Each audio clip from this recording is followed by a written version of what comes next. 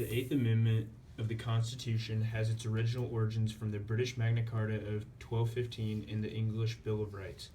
The Eighth Amendment of the Constitution states that excessive bail shall not be required, nor excessive fines imposed, nor cruel and unusual punishment. The excessive bail provision comes from the idea that detainees ought to have the ability to meet with a lawyer. The most debated provision of the Eighth Amendment comes from the idea of cruel and unusual punishment. In the last 15 years, the number of executions has dropped from 99 to 38. The 17th Amendment let the people of the U.S. elect 2 senators to be accountable for each state. Jerry, Pat. Before the amendment, state legislators actually owned the U.S. Senate. Before the amendment was passed, there were vacancies in the U.S. Senate, and there was also fear that state legislators may have been corrupt and senators would buy their way into the Senate.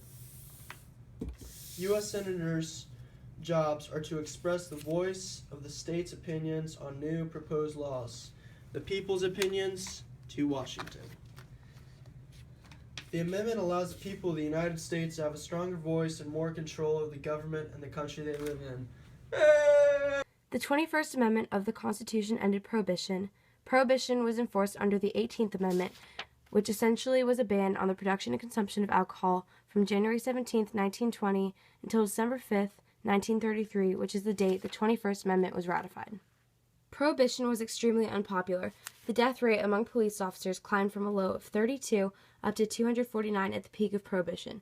Organized crime, bootleggers, and gangsters soon took over the power in America, with men like Al Capone running an underground market for drinking and violence. Associations such as the Association Against the Prohibition Amendment gained power and support. However, what finally caused the end of Prohibition was the Great Depression. Ending Prohibition during the Great Depression would result in a high demand for alcohol, provide employment opportunities, and increase tax revenue. As a result of this realization, the 21st Amendment was ratified. Without this amendment, we would still see corruption, violence, and defying the law due to how significant alcohol is in everyday life.